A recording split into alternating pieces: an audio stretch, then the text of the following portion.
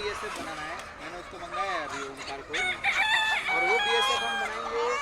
ऐसा नहीं बनेंगे,